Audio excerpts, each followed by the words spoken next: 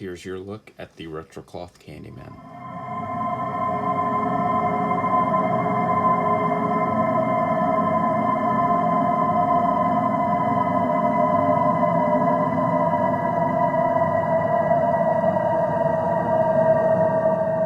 So let's actually crack this open so we can get a better look at him, because he does come in this clamshell packaging, and it would be easier to show him off out of the packaging, so we're going to do that. He comes in this clamshell that just, you pop the little tabs there, then it just opens up on a hinge, which gives you access to the figure inside. Here's the card that comes inside of the box. It's a little artwork of Candyman for Farewell to the Flesh. You can see him there with his hand sawn off and the beast killing him. His sawn off hand with the mirror. And I can't tell who that's supposed to be there. But there's the artwork. Here's the back. Pictures of the figure. Here's the read up. The Candyman arrives in New Orleans and sets his sights on a young woman whose family was ruined by the immortal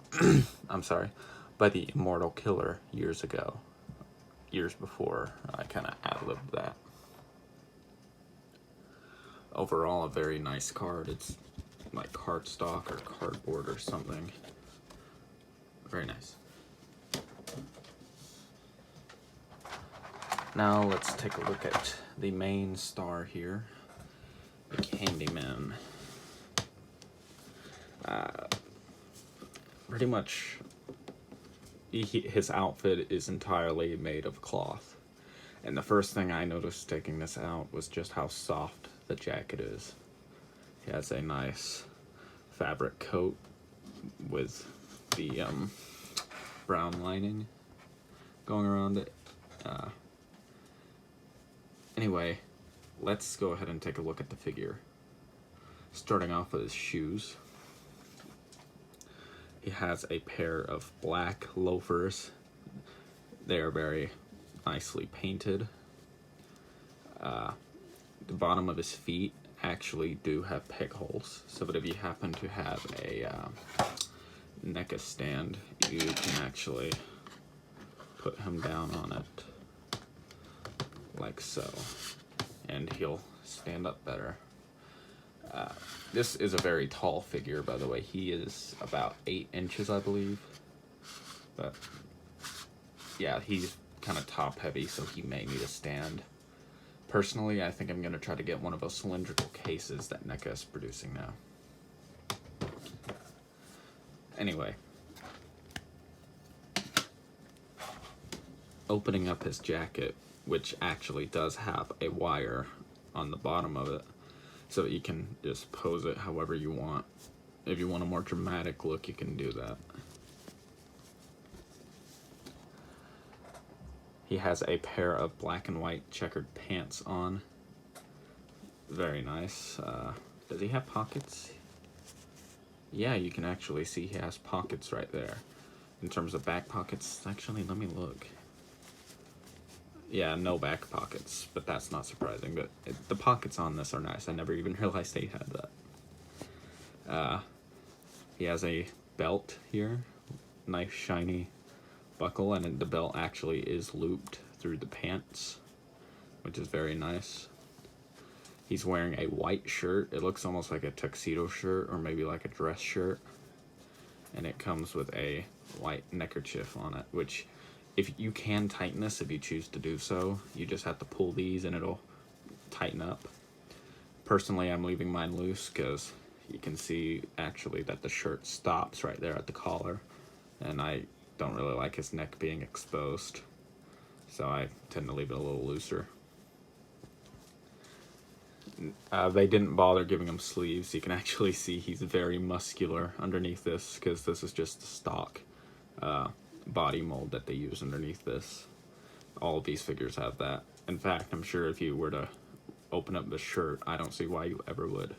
In fact, could you technically? I think it's sewed shut. You would probably see a set of abs on the body underneath.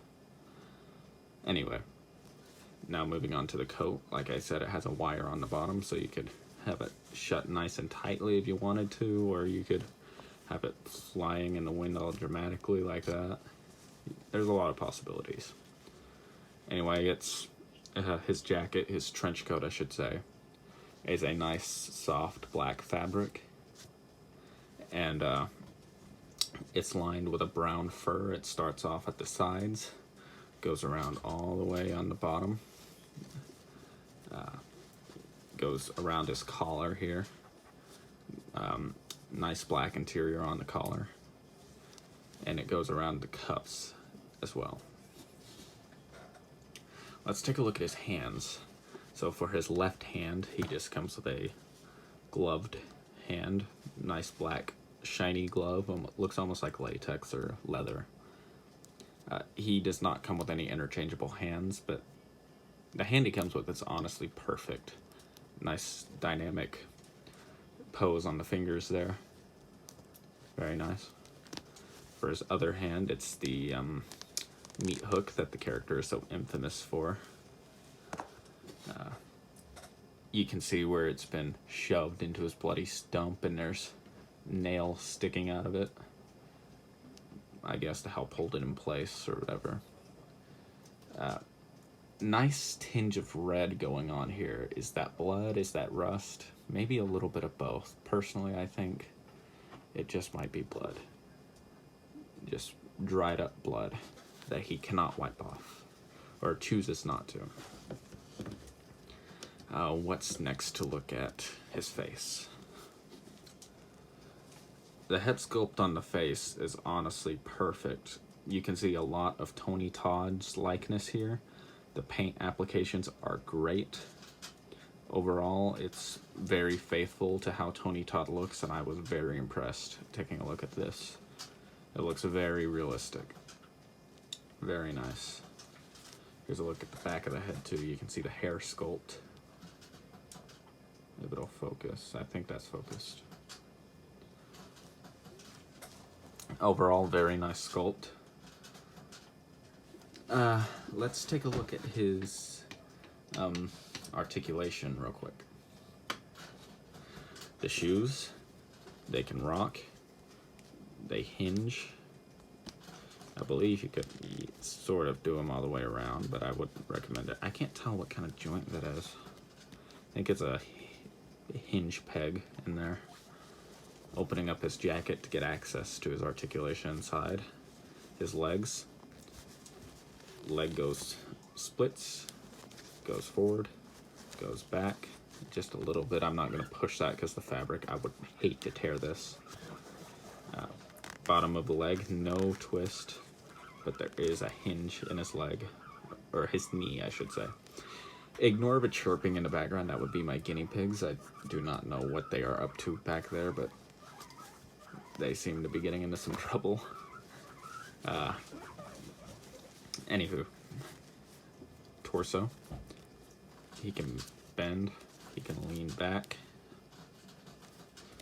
and a twist, not all the way around, granted, because of the fabric, but you can get all the poses you'd want for a Candyman, per se. Close the jacket back up, nice and tight. The arms, they go out, they go forward, they go back. I think this is a double bend at the elbow. Very nice. Twist in the forearm. And the meat hook, you can twist it all the way around. Granted, be careful. It is a softer plastic, but you do not want that to break. In fact, I can show you better where the articulation is under his sleeve there. The whole thing does turn, but be careful with that, because I would hate for that to break on somebody. And the same articulation for this hand, it just rotates. No hinge or anything, it just spins around 360, which for all the articulation it already has, it's not an issue for me whatsoever. The head is on a ball joint. It can turn side to side like that, or rock, I should say, look up, look down, and it goes all the way around. So you get pretty much all the range of motion you'd need for Candyman. Alright, let's pop him on a stand so that I can move on to his accessories.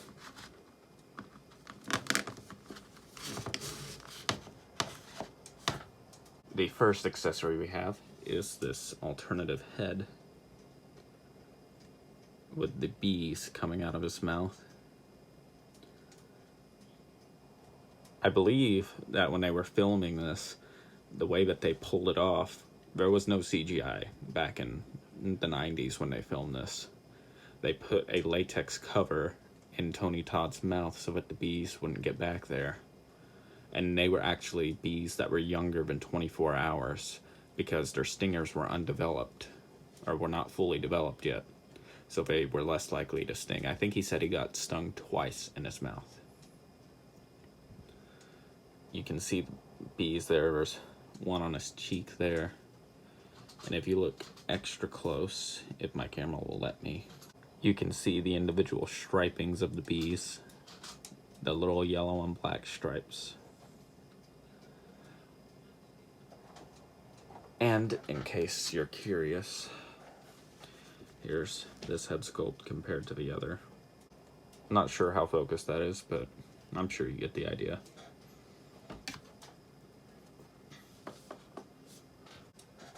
And the other accessory it comes with is his exposed rib cage.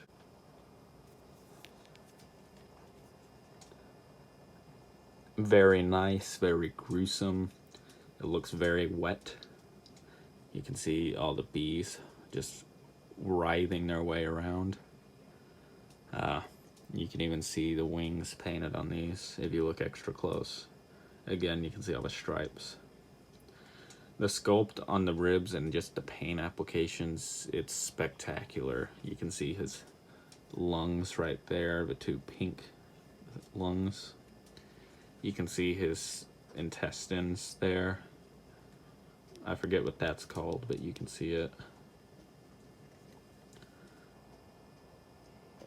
If you look extra close, which I really doubt the camera could pick that up, but you can see where there's just slime oozing its way down off of his ribs. Very gory piece, and it's just fantastic. I love the way that this looks. The way that this attaches to his torso is it just has these little hooks that wrap their way around. They're like a softer plastic, and they just wrap their way around his body. Now you may be wondering how you can get these attached to your Candyman, and I'm going to show you.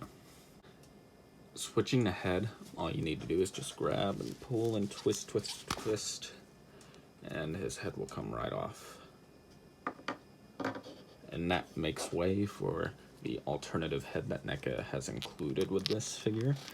It might take a little force, but you can get it on rather easily. Now he has the alternate head. Now, I'm gonna take that stand off. The rib cage can be a little tedious. What I like to do is I like to extend the arms in almost a T-pose. Open the jack and just get it out of the way as much as I possibly can without removing it. If that's even possible, I do not recommend trying that. And then you just try to use your fingers and try to wrap these around the points that they need to be. The top hooks go around his shoulders and the lower ones go around his abdomen. Okay, I think that's set. There we go. In terms of a neckerchief, I'm not sure if that just chills underneath it or over top of it or anything, but personally, if I do this, I'd probably have it like that. Just, well, not with the arms like that, obviously, but there's that look. Now for the closing shot, let's go ahead and put him in a nice pose. Raise his hook up. And let's hold out his hand. beckoning Helen to be his victim. Like that. Scoot him back a little bit now. This was your look at the Retrocloth Candyman. If you enjoyed this video, be sure to give it a like and subscribe for more horror reviews in the future. Comment below what you would like me to review next. I read just about every comment I get. Thank you for watching, and I hope you all have a fantastic day.